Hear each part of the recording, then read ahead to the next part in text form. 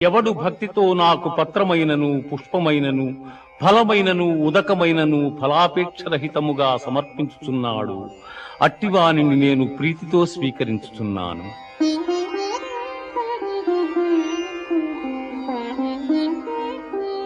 మన్మనాభవ మద్భక్తో మజ్యాజీ మాం నమస్కురు మామే వైష్యసి యుక్త్యేవ ఆత్మానం మత్పరాయణగా.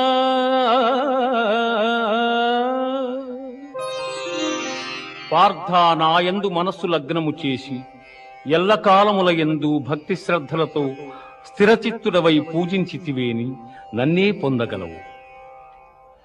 ఇది ఉపనిషత్తుల సారాంశమైన యోగ శాస్త్రమున శ్రీకృష్ణుడు అర్జునునకు ఉపదేశించిన కర్మ సన్యాస, ఆత్మ సంయమ, విజ్ఞాన